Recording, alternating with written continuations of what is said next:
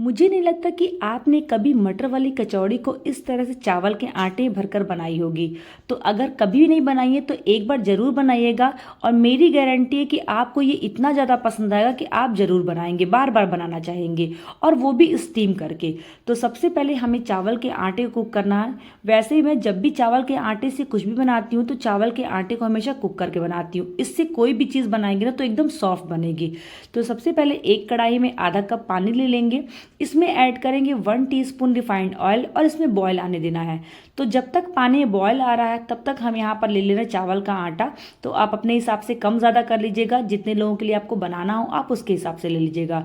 तो मैंने यहाँ पर आधा कप और 1/4 कप लिया है, बिल्कुल नाप कर लिया है। और अगर आप नहीं भी नाप कर लेंगे ना तो भी चलेगा, इसमें नापने की ज़रूरत नहीं है।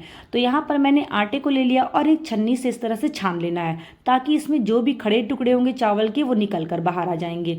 अब यहाँ पर देखिए पानी बॉयल आ चुका है। तो धीरे धीरे करके इस चावल के आटे को पानी के अंदर डालकर और इसको हाई फ्लेम पर बराबर चलाते हुए तब तक कुक करना है जब तक कि चावल का आटा पूरा पानी सूख ना ले। तो अब देखिए पूरा पानी धीरे धीरे करके सूखने लगा है और अब ये आटा हो चुका है रेडी। तो गैस का फ्लेम बंद करेंगे और इसको हम एक दूसरे बर्तन में ट्रांसफ़र कर लेंगे, क्योंकि कढ़ाई है गर्म तो जल्दी ठंडा नहीं होगा। और आप दूसरे बर्तन में ट्रांसफ़र कर लेंगे तो ये जल्दी ठंडा हो जाएगा। और ये भी देखिएगा कि आपको इसको पूरी तरह से ठंडा नहीं करना है, ये हल्का सा जब गर्म रहे तो ही इसका आटा लगाइएगा, वरना बाद में ना ये हार्ड हो जाएगा। तो इस तरह से आप धीरे धीरे करके जब ये हल्का गर्म हो तो धीरे धीरे करके इसका सॉफ्ट सा आटा लगा लीजिए।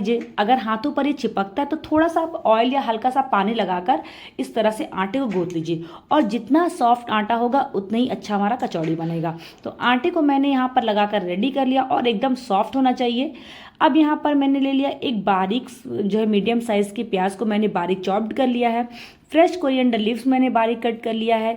3 से 4 मैंने गार्लिक क्लोव्स ले लिए हैं। 1 इंच अदरक का टुकड़ा। अब इनको हमें ग्रेट कर लेना बारीक वाले ग्रेटर से। तो यहाँ पर पेस्ट नहीं लेना है, कोई भी ग्रेटर से आप बारीक वाले ग्रेट कर लीजिए। और अब फिर से लेंगे कढ़ाई और उसमें ऐड करेंगे 1 table spoon refined oil. Oil गर्म हो जाने पर इसमें हम डाल देंगे 1/2 टीस्पून खड़ा जीरा, जो हमने बारीक कटे हुए प्याज रखे थे वो डाल देंगे, और ग्रेटेड ये जिंजर गार्लिक। और इसको 1 से 2 मिनट अच्छी तरह से हमें सौटे कर लेना है, यानी कि प्याज थोड़ा सा ट्रांसपेरेंट हो जाए। तो अब यहाँ पर देखिए प्याज अच्छी तरह से सौटे हो चुका है। अब इसमें जाएगा ये बेसिक स्पाइसेस जो हम डेली खाते हैं वही।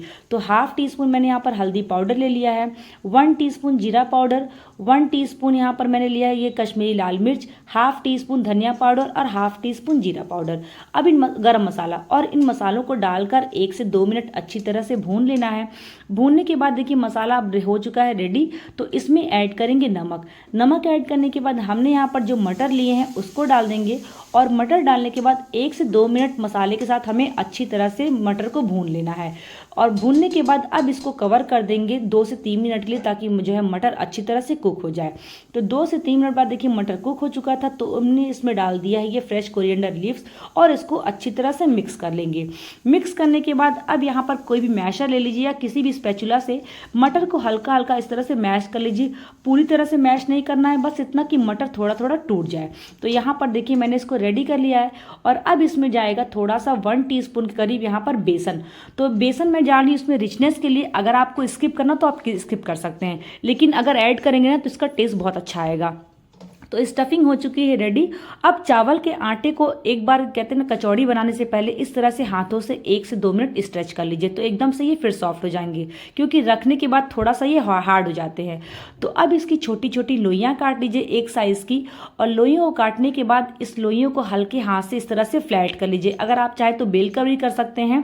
और फ्लैट करने के बाद जो हमने यहाँ पर मटर की स्टफिंग रेडी की है इस तरह से डालकर फिर कर लीजिए, और इसको चारों साइड से अच्छी तरह से कवर कर दीजिए। तो अब देखिए मैंने यहाँ पर एक कचौड़ी बनाकर रेडी कर ली है।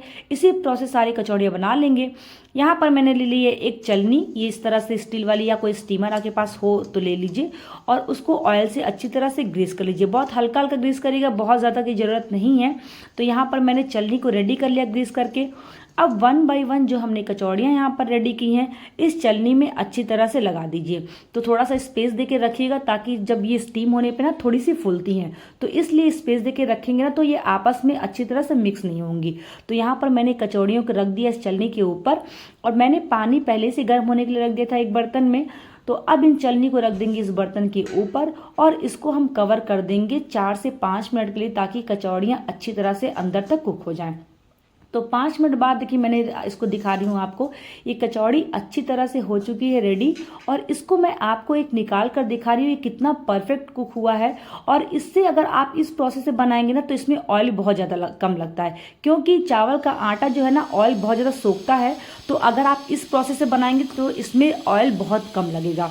तो अब लेंगे फिर से एक पैन में ऐड करेंगे 1 टीस्पून फिर से रिफाइंड ऑयल।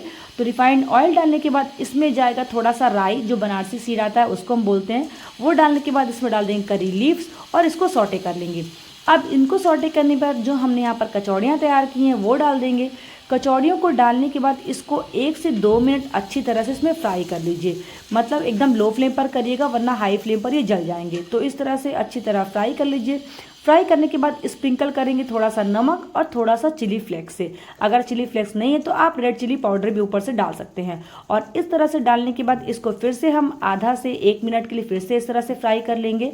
और अब गैस का फ्लेम बंद करके इसको हम एक प्लेट में निकाल लेंगे, क्योंकि कचौड़ियाँ देखिए इतनी अच्छी तरह से रेडी हुई हैं और ऑयल भी इसमें बहुत कम लगा हुआ है।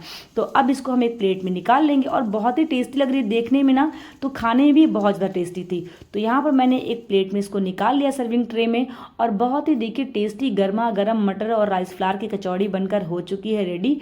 तो अगर आज की मेरी रेसिपी आपको अच्छी लगे तो कमेंट बॉक्स में ज़रूर बताइएगा।